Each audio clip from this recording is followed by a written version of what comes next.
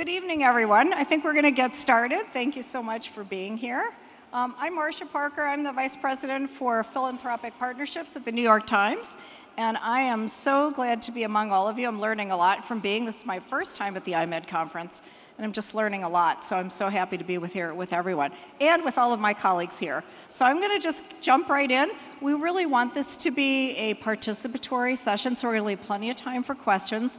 We want this to be a listening and learning and sharing opportunity, so we will be listening for you and the things that you're interested in talking about.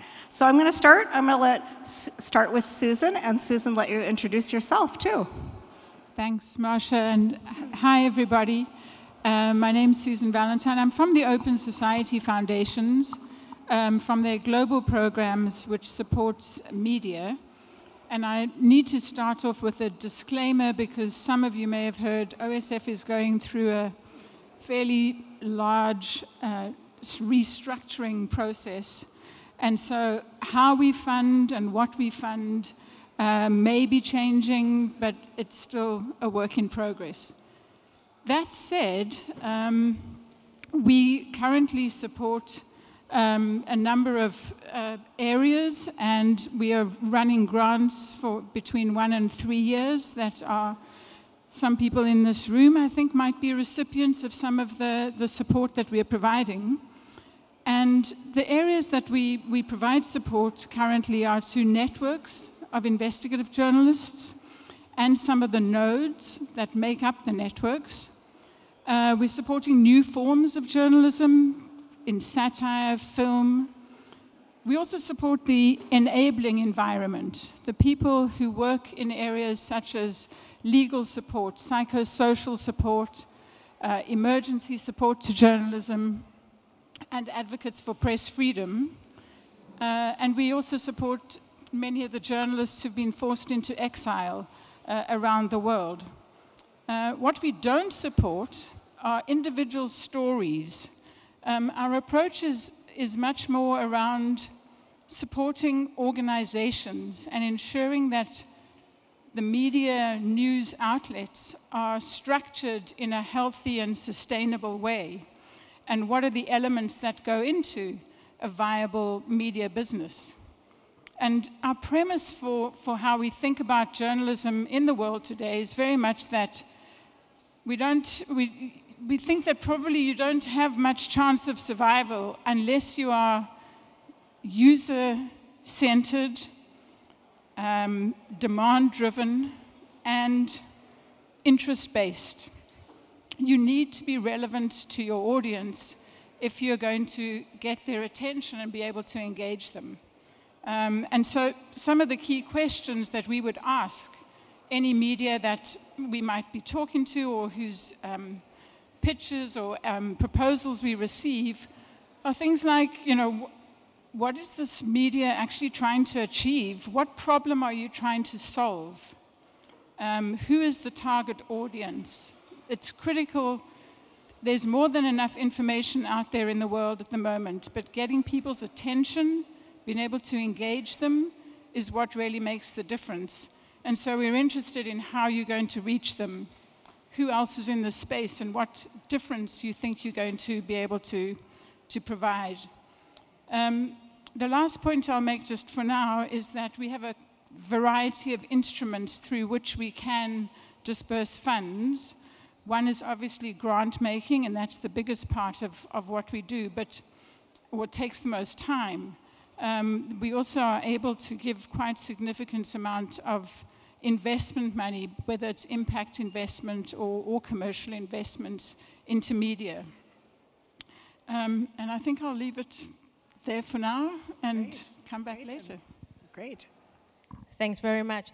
My name is Khadija Patel, and I'm the journalist in residence at the International Fund for Public Interest Media. The International Fund is a brand new organization. We launched officially in May this year, so just a few months ago. And this is an organization that has come about as a direct consequence of the market failure facing media in particularly low and middle income countries.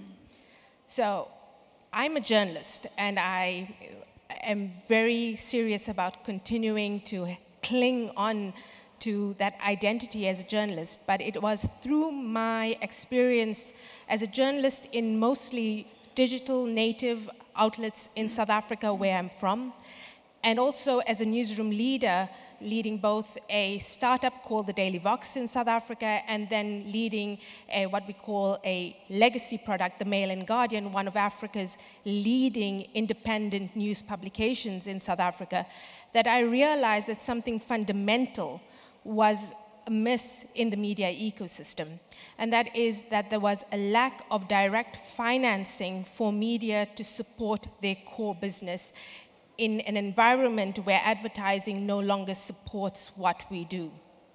So the International Fund is the mechanism that has been born to bridge this gap. We're brand new, as I said, and we work in Latin America, in Africa and the Middle East, and the Asia-Pacific region. We also work in a couple of countries in Eastern Europe. The full list of countries where we work is published on our website, ifpim.org. But what we're trying to ensure is a future for journalism. So we're making grants in the short term. We're ensuring the viability of media organizations, the viability of new ideas to support the media ecosystem. We're also supporting new ideas about how media may be financed, like mechanisms like national funds, as we already are doing in Sierra Leone. And we're also matching that with knowledge capital. We believe that just as important as the financing is also access to the information, to the data, to the resources for media organizations, for the leaders there to make the best decisions about their future. So I work in this organization. I'd be delighted to tell you more about it as our conversation unfolds. Thank you. Hi, everyone. My name is Abhijit. I work at Stichting, Democratie and Media, which translates as Foundation for Democracy and Media. Well, IFPIM is a couple of months old. Our organization dates back to the 1940s, so quite a difference there. Our history goes back to the Second World War, as we come from a Dutch resistance newspaper called Het Parool. During the war, a small group of people started this illegal resistance newspaper during the German occupation, and after the war, the ownership of the newspaper was placed in a foundation. That is Foundation Het Parool. That's still the organization we are, with a different name.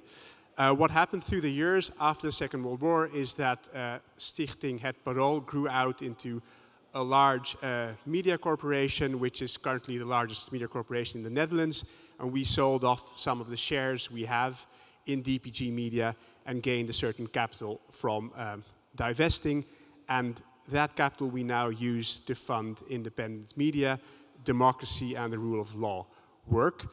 And we're a very strongly mission-driven foundation. Our purpose hasn't changed from the 1940s. Our very strong conviction is we must battle against all must do all kinds of anti-authoritarian work. So wherever we see their authoritarian tendencies, we feel we have the responsibility to fund journalists, fund civil rights activists to battle against those tendencies. That's what our core mission is. Concretely, we work on that in several ways. We do that as a fund, and we give grants, we occasionally give loans, and do some equity investments. We have three areas we focus on. So democracy, rule of law, and journalism, obviously the last topic being the most relevant here.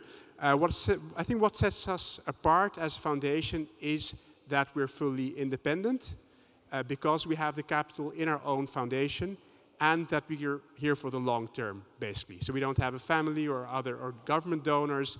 We hope to be here in 10, 20, 30 years if we manage our capital prudently. So the last years, our thinking has been, how can we leverage that position? That's the main thinking behind our funding.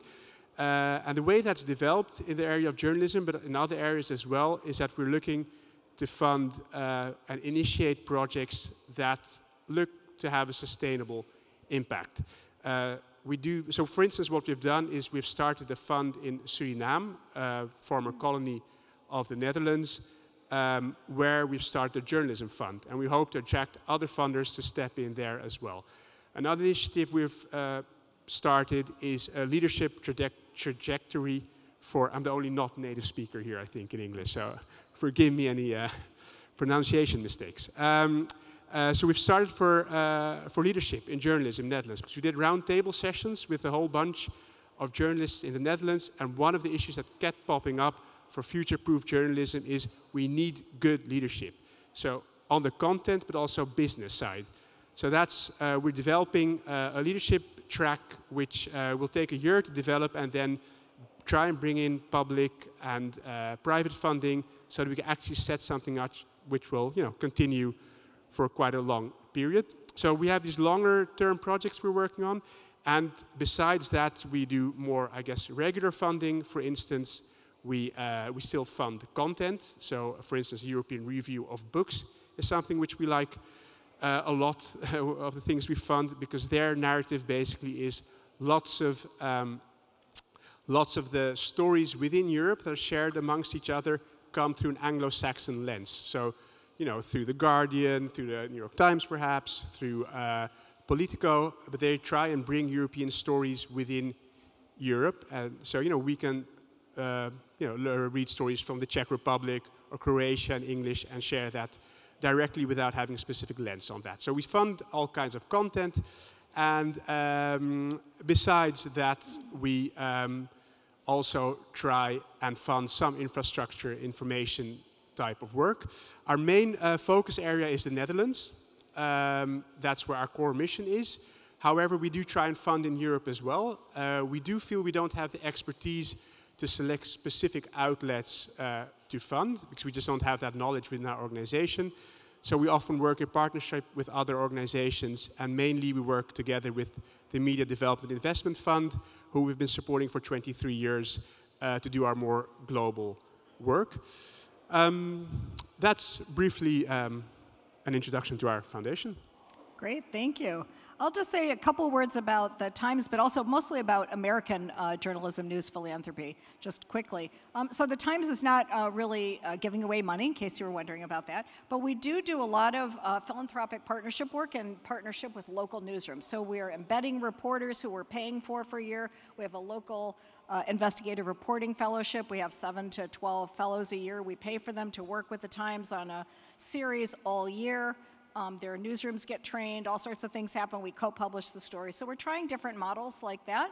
We also just recently set up a new foundation open to all journalism organizations in the world to support education for exiled journalists and their families. Because as you know, we have a crisis in that space.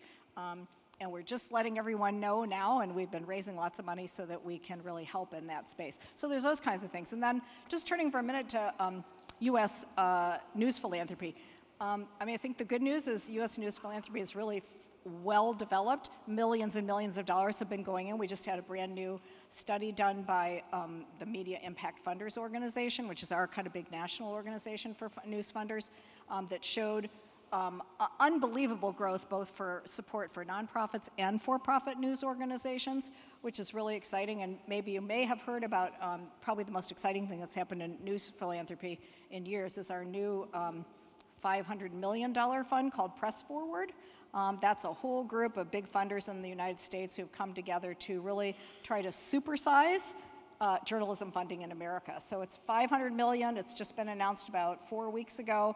Everybody's abuzz about it across our nation, and that is all to go to local news. So that's a pretty exciting idea, and the idea is that that's a national fund, and the funders, which include like the Knight Foundation, a whole bunch of big ones in the United States, they are aiming to have a new fund join it in every state. So all 50 states would have a supportive fund to really help grow and support for-profit and nonprofit news organizations. So lots of exciting things going on in the space that makes me hopeful for the first time in a long time. The other thing we have, which I also hope that happens in all over the world, is a program we have called Newsmatch, you might have heard about.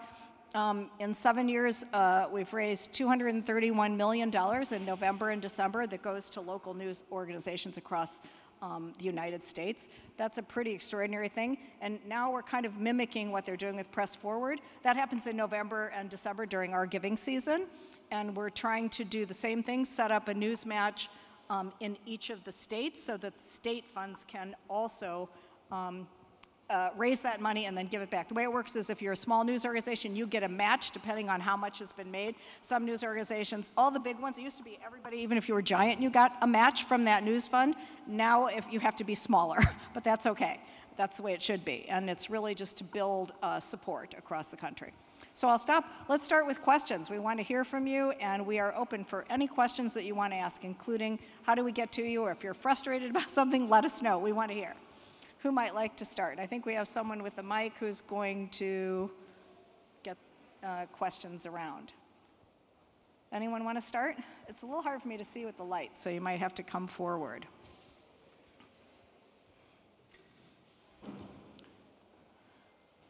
Questions? I can't imagine you don't have questions about funding. Here we are, starting. Anyone with the first question? We have a question over on this side. I think a mic's coming to you. Hi, my name is Florencia Coelho. I work at La Nación newspaper in Argentina, and I'm very curious about funding regarding climate change and biodiversity crisis for small and big newsrooms around the world. Great, thank you. Who wants to take that one? I don't mind going first. Argentina is part of the countries that where we're working in. Our director for Latin America is actually Argentinian, so there's that added benefit you have for that. But the way the international fund is structured, we're not funding this kind of programmatic work. We're not going to be funding, grants. We're not going to be dispersing grants for climate change reporting or grants for, investigating corruption in the Niger Delta, for example. We're trying as best as we can to ensure that we're providing core funding for organizations who are then able to implement their strategies better, rather than trying to dictate what the outcome of it should be. So that's where we're different. But I know OSF have done some stuff like that. Well, OSF is a kind of multi-pronged organization. As the global program that works on media, we have traditionally had a very similar approach, that we don't support specific themes or areas of work, that we want to support organizations so that they can be strong enough to respond to the issues that they see as important. And so that would be our approach. However, we have had colleagues who work in different regional offices of the OSF foundations, and we have a big climate justice project. And I think, whether they would be a potential vehicle, but I think it's also an opportunity to try and bring new funders into the space, because I think that's one of the challenges. There's a lot of pressure on. There are not many people who simply fund media for the sake of media.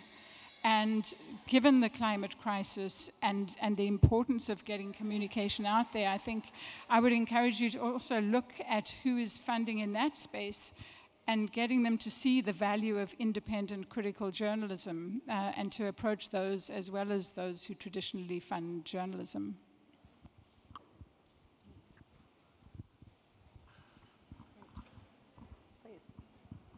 Thanks. I have actually two questions. One, I think I need to make it because we're in Greece and I come from a Spanish media.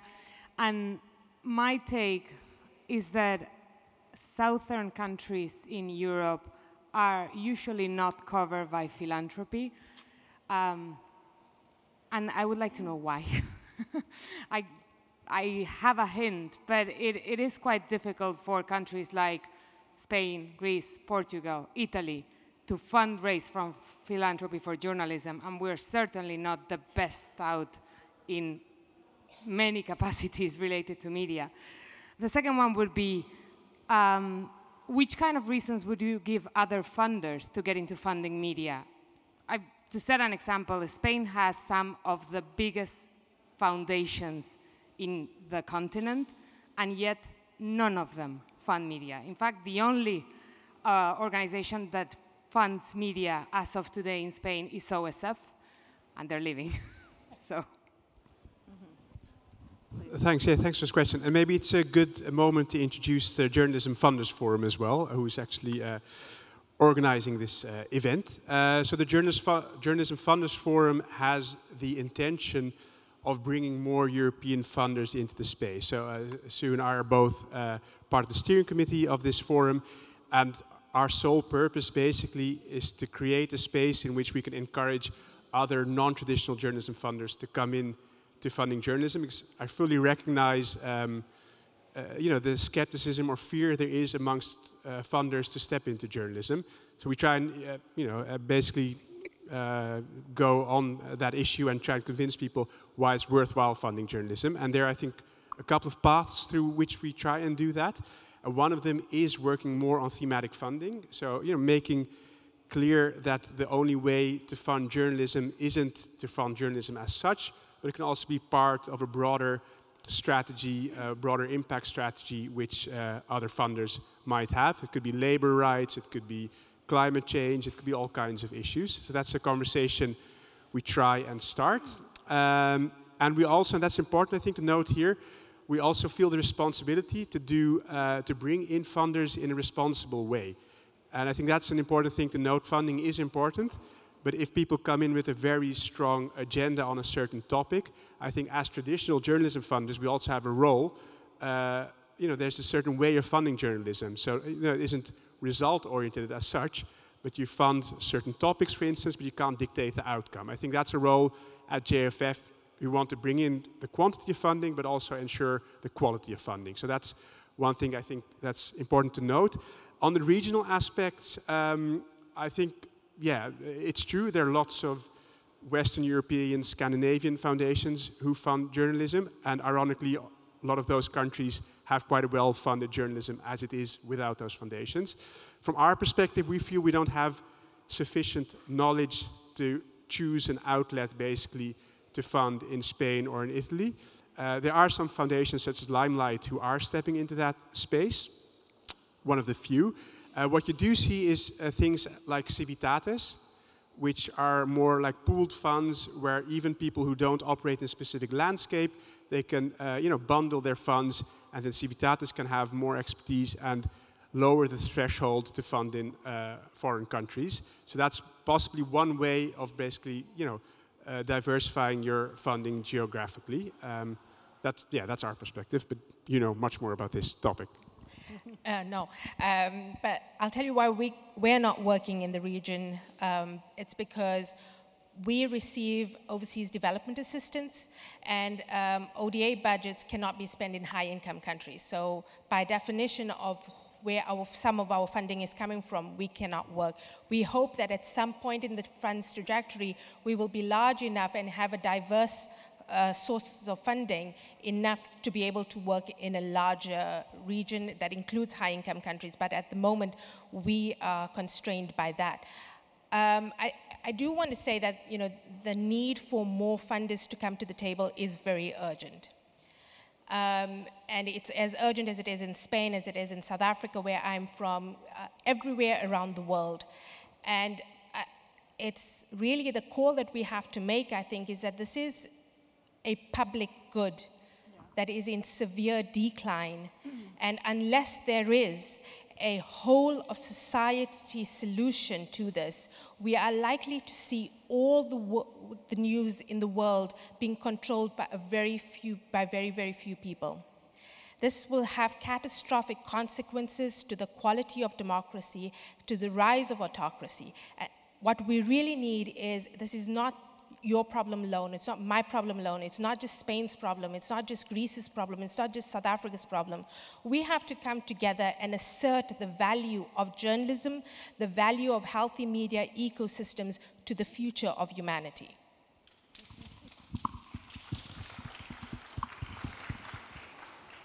I was just going to add one thing. like, I think how long it's taken in the United States to get more community foundations and other big foundations in, and I just think we have to have big, major advocates like out there pounding on the door, and that exact argument that you just made, that's what's finally turning the corner in the US to bring many, many more big foundations in, as they, not to mention the fact that communities need news and information, fact-based, just that alone, in order to live and survive, right, and flourish. Questions, more questions, please. I think one over here. It will sound a little bit like a promo, but there is also another concept, an intermediary.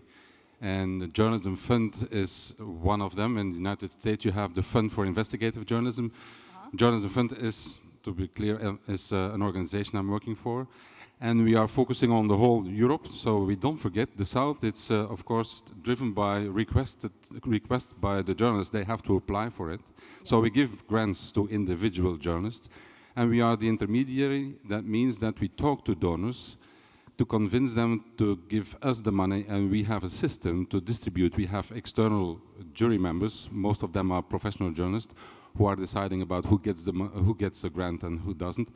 And the only thing we ask is that it should be cross-border collaboration. So we are convinced that if you collaborate with other colleagues in other countries, that you are becoming stronger, you learn from each other, and so that's what we're trying to stimulate. We're trying to stimulate European journalism, not EU journalism, so we think broader than the EU. That's very exclusive. We're thinking in inclusive way, so also Moldova, South Europe, Eastern Europe. So we would like to hear from you, also from Greek. We don't have so many applications from Greek, so this is a request to look at our website, journalismfund.eu. That's a fantastic point, by the way. Like, we have more and more intermediaries entering, right, the market. It's an amazing organization.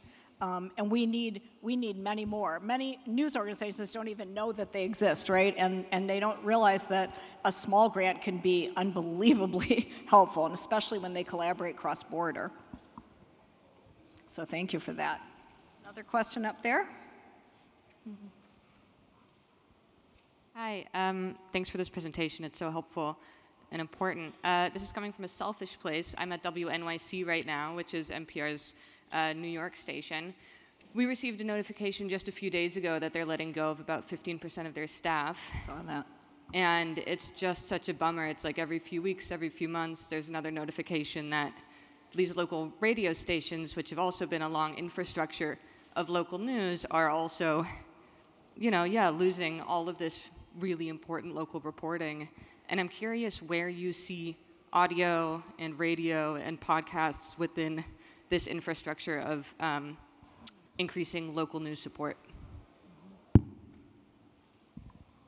Susan, you can start. Thinking. Yeah, I mean, I would defer to you just in the US space, but I mean, for me, we wouldn't see a difference necessarily. It's around what's the media product to reach which audience. And so, we're kind of agnostic on the product. We're kind of very clear about the journalism process that we would want to support, that you want editing and all the roles that happen in a newsroom. But the shape it takes, I mean, podcasts, I used to work in radio. It was always the Cinderella medium. It's like radio was going to be killed by television, was going to be killed by everything. And, podcasts, it's reborn. So I wouldn't distinguish, what the nature of the media product is. The question is around getting support into those spaces, and that's awful to hear about those kind of cuts.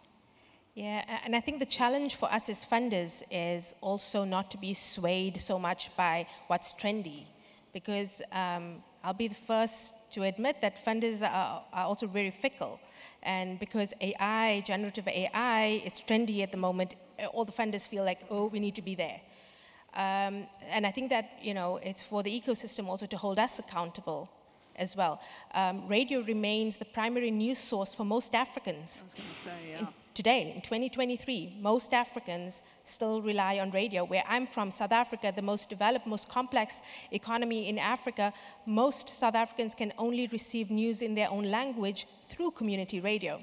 So I think that it's important for us as we balance our ideas of what the future of media might look like and ensure that we are investing in the right ideas about what that future is, not to neglect what is the present as well. And I think that it's one of the criticisms that I think are well-founded of many media funders, is that, you know, the fickleness with which our strategies sometimes move.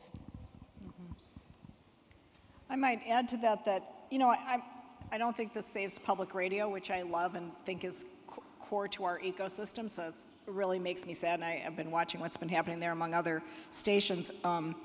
But just, there is more grant making in the space of audio, text only, all the just newer ways of reaching audiences, especially audiences of color. So I do see more direct investment in that way. That doesn't solve the problem that you're talking about for public radio, but I am encouraged about that, because we were kind of stuck with, you know, first it was print, then it was only digital, but now we're realizing that we reach people in many different ways, and we need to support all of those formats, because that's how communities learn and get their news.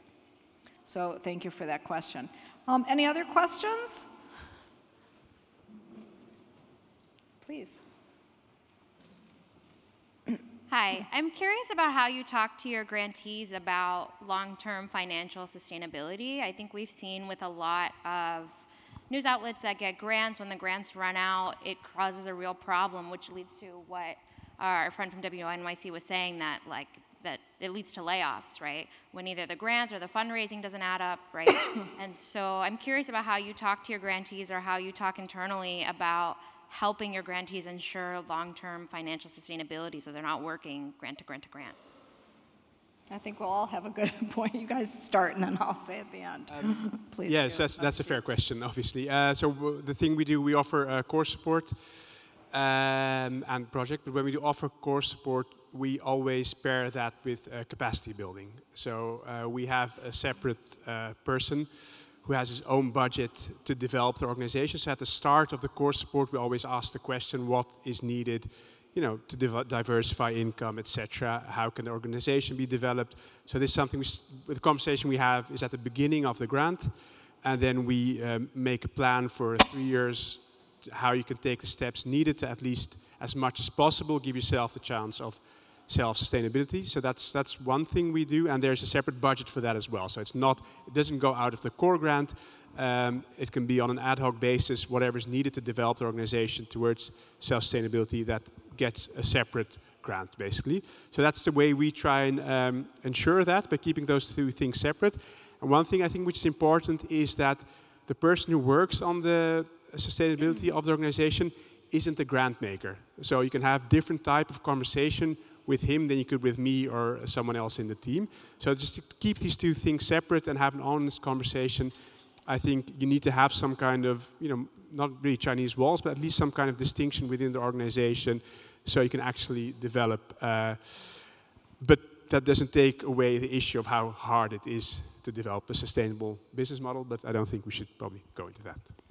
Yeah, so I think that what's emerging, and I think there's research, I'm trying to remember the name of this report, but it's just escaping. It's a report by a Latin American research agency that showed that media organizations that had a financial manager, and these were mostly digital natives, and those that had a financial manager or somebody dedicated to, you know, running the organization outside of editorial, fared better over a period of time than those without.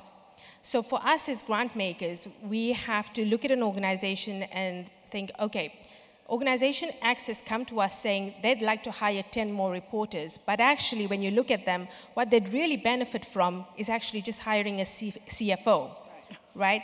And to help them along that path to understand that we get it. Any journalist, any editor, I'm pretty sure the editor of the New York Times will tell you he needs another 10 journalists at any given time. I've been there.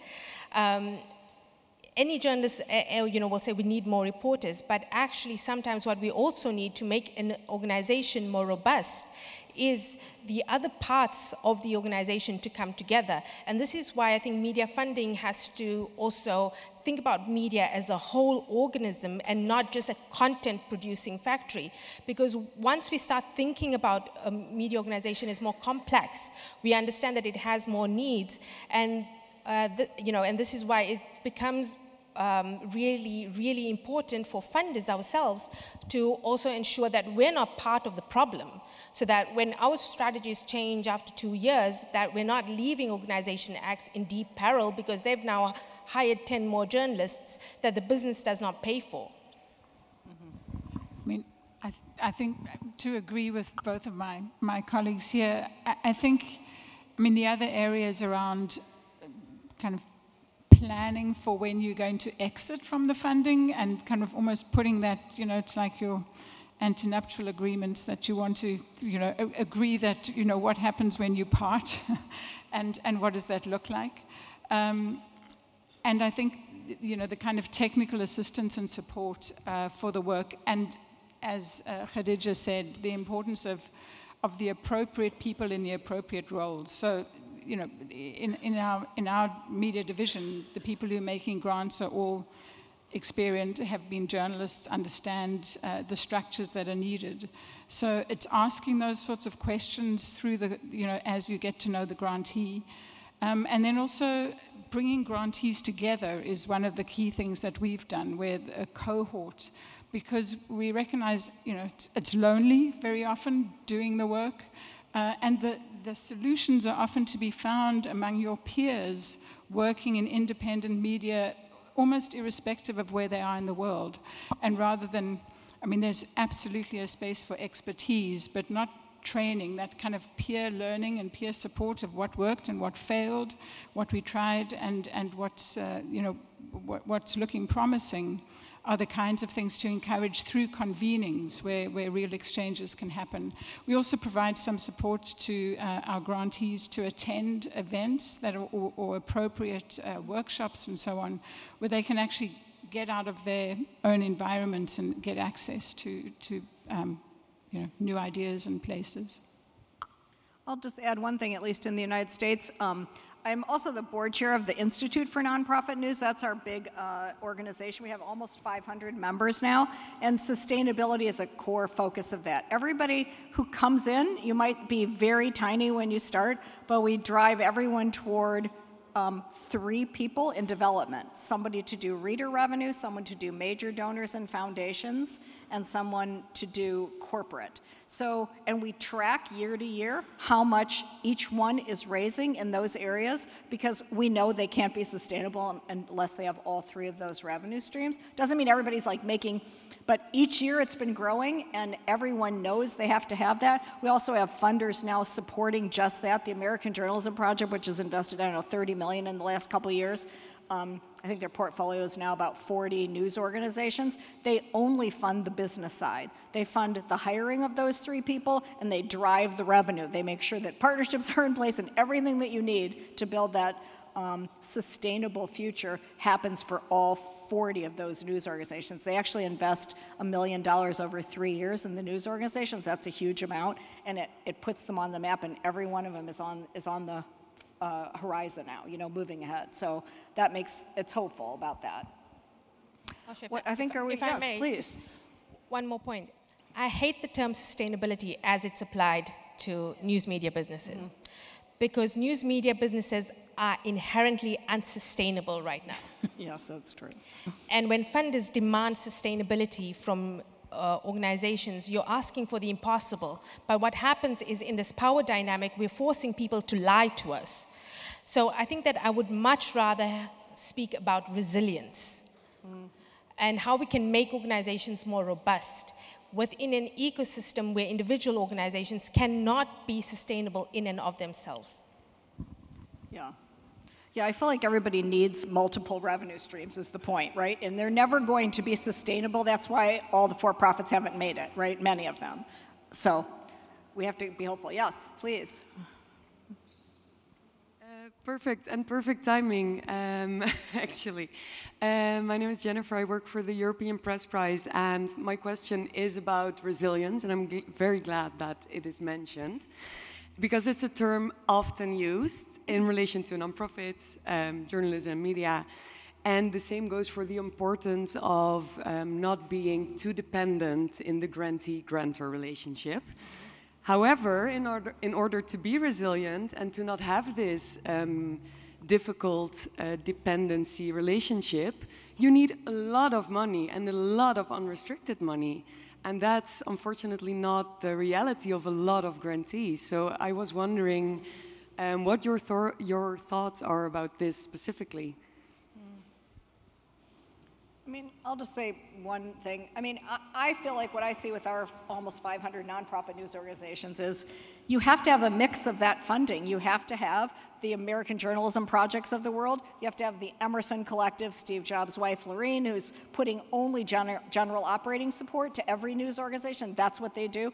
Now we're seeing funders kind of do that together, like those two will do that piece, and then they'll get project grants, et cetera, right? That also helps them be more sustainable because they're not dependent on this one and that one, and then as soon as it goes, I mean, this is what we have to do is build models that have multiple opportunities, as well as reader support, which in the United States is growing unbelievably, even for the tiniest ones. I mean, it's so heartening because 5 years ago, we didn't really have readers getting it. They were like, why do I have to give my local news organization $5 a month?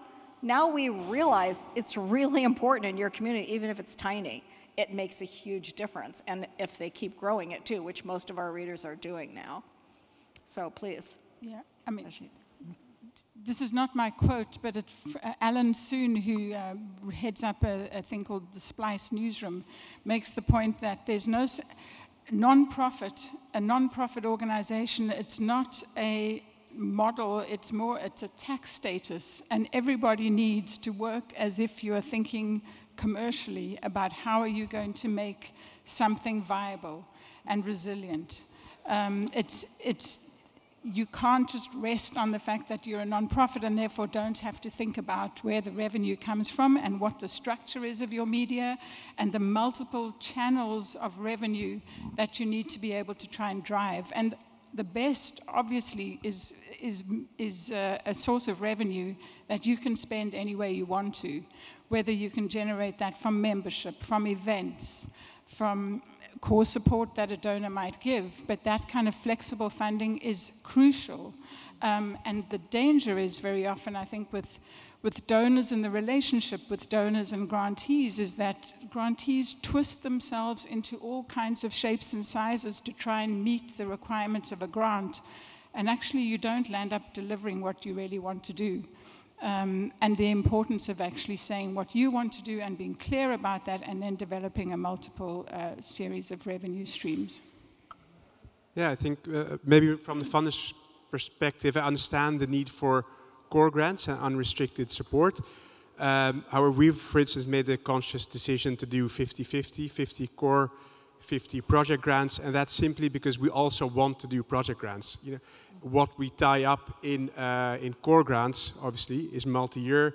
It restricts our possibilities as well to fund interesting projects, and not all organizations, are obviously everyone benefits from core grants, but you want to have the possibility to fund projects as well, and not only specific organizations. So I think every single organization or person would like to receive core grants, and I fully understand why that's the case, but from a funder's perspective, we've at least made the decision there's also specific value in project grants besides core grants. So that's something which we, there's a fly here. Fly running around. Yeah.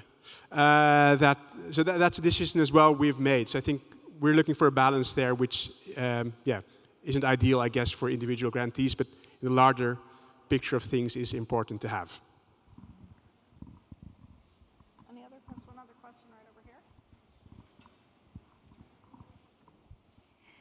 Where do you think that funding is going in like 5 years' time? Are we still having the same? What do you think the shape of the ecosystem is going with all that's happening with Ukraine war, with the shifting? It's a great panel. Thanks a lot.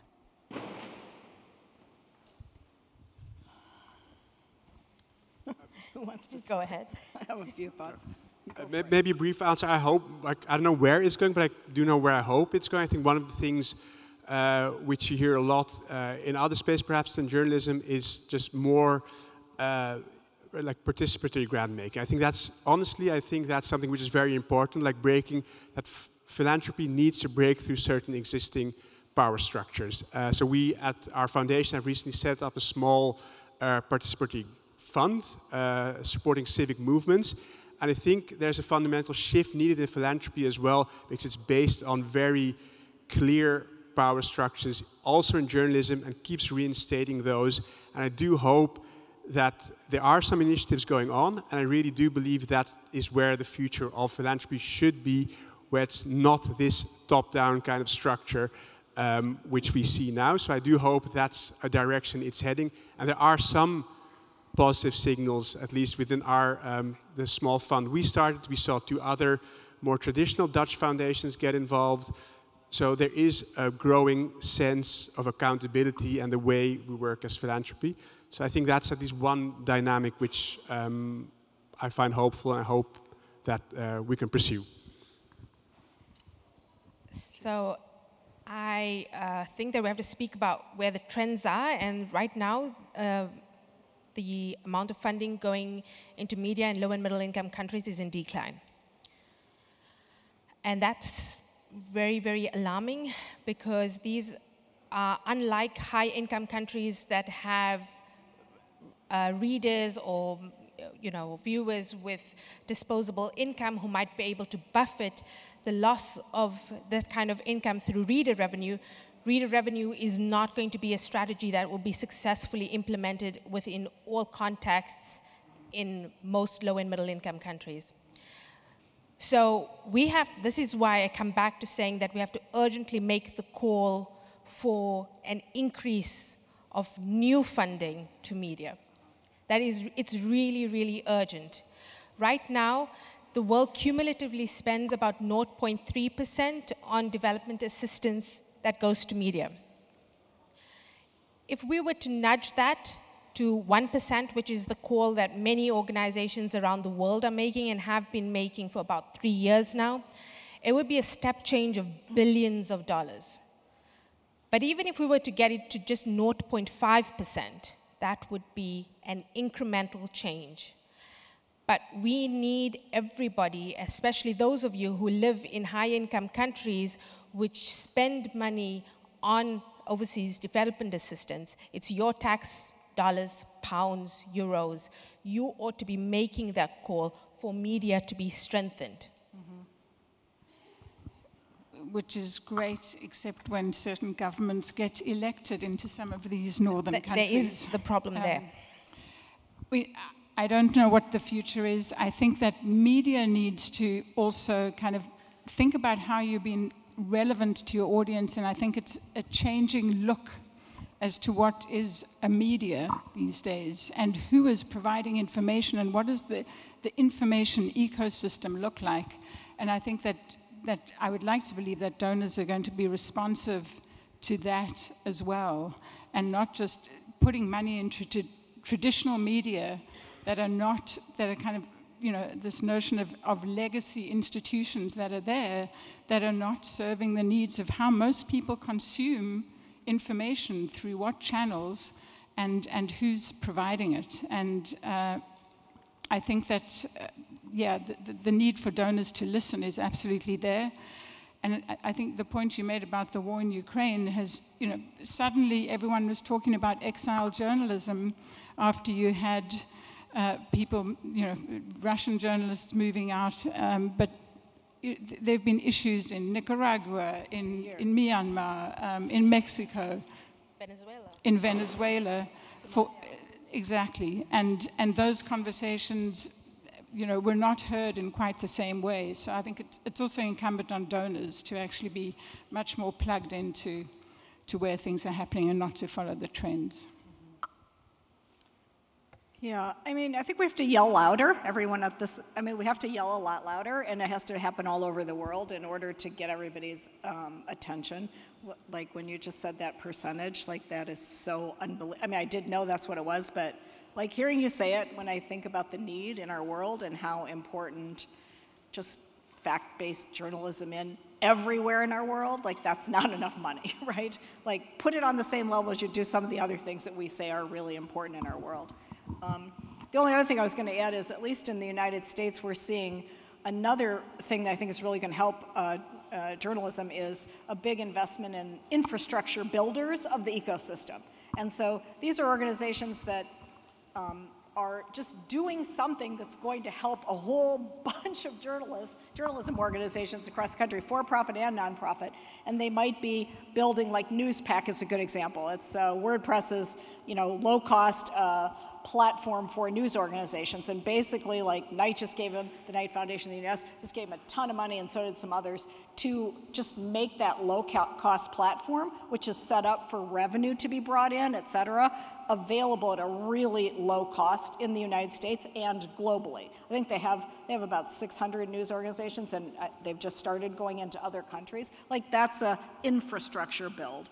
Whole bunches of news organizations across the world could benefit. We just, we need more of those infrastructure building commitments from foundations and others. So that's one a little bit hopeful seed. Yes, others. I think you have a follow-up over here. And I really appreciate hold on. Mike's going over. Hello. Yes. Hello. I appreciate your point about rethinking also what media is in this different media ecosystem. It's like it doesn't necessarily make sense anymore for the newspaper to print the weather because everybody goes, to Google. I'm curious if you all have local organizations that you think about that are particularly innovative in their approach and that are inspiring to you and how they're approaching this and might be, inspirations for other people as they're rethinking what media for them could look like, and have maybe, interesting funding strategies and ways of perceiving really how they fit into the market. I'll go first. So I'm biased because they're both South African. Before funding for media, I'm funding for South Africa. So. And so the first one is an organization called The Continent. And this is an organization that basically spun out of the Mail and Guardian newsroom towards the end of my tenure there. And it came about during the start of the lockdown in South Africa during the COVID-19 pandemic. And this is when we were trying to think about how we were going to still reach our print-centric audience if our distribution model broke down. And this group of journalists said, well, actually, most people use WhatsApp. And in South Africa, in most of Africa, WhatsApp is the primary means of communication and information. It's also the primary means of disinformation and misinformation. So why not try to create a product that lives on that platform? So The Continent is it's a weekly PDF that is distributed over WhatsApp. No story is over 400 words, so that's a huge, shock for most journalists, but it's quite a skill to be, writing at brevity. And it's really unintrusive because you get it just once a week, so it doesn't feel like somebody in your inbox all the time. And it's fun.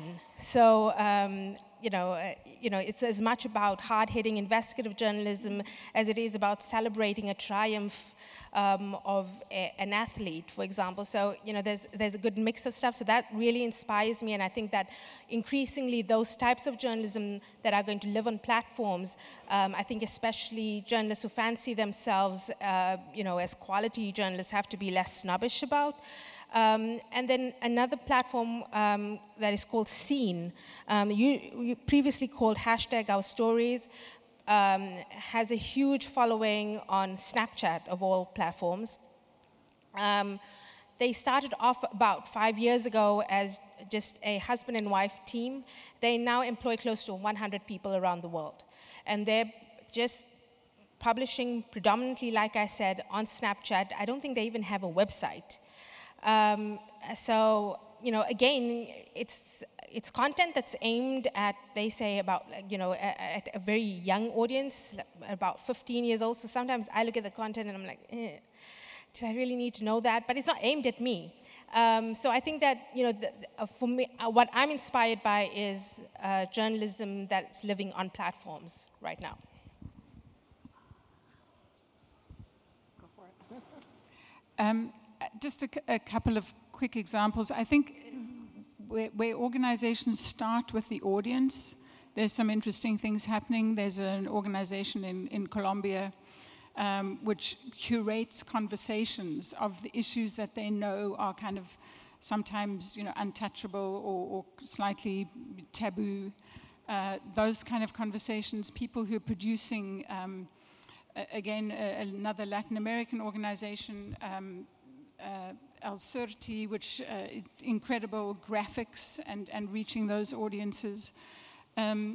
Satire, I think, you know, you need to, you're competing with a lot of sources of information. Every time someone picks up their phone, there are 1,000 things that they can look at.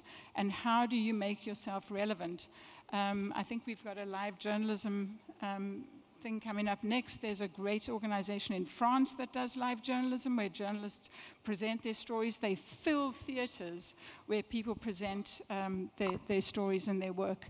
And so I think it needs to start with the audience. You know, what are people interested in and where are they and how do you go to them? Because media isn't a mass-based media anymore. You might reach large numbers, but it's not mass-based, it's interest-based, it's user-led, demand-driven. Very briefly, perhaps a slightly different perspective. What we do see more and more is journalists, for instance, collaborating with strategic litigators. That's one thing where you see different expertises coming together and working on a certain theme. As climate was mentioned previously. That's a perspective which can be, such collaborations can open new sources of funding, and obviously it raises all kinds of questions about, journalistic independence, etc. But I think it's important for journalists to not be conservative in that regard, and to see, have these discussions, at least see how can we collaborate, for instance, with litigation or other sources, and work on investigations together, get a common output. So I think there's are pathways as well, except for new forms of media. The kind of impact can also be diversified to a certain extent. So that might be something which is worthwhile. I love that. I'll just use one small example called El Tempano, because we talked about text only. They're based in Oakland, California, and it is a text only, primarily reaching immigrant community in that area, and they're just phenomenal. And they've grown dramatically in the last year, but they're also make information that the community actually needs, has nothing to do with the news, central to their offering.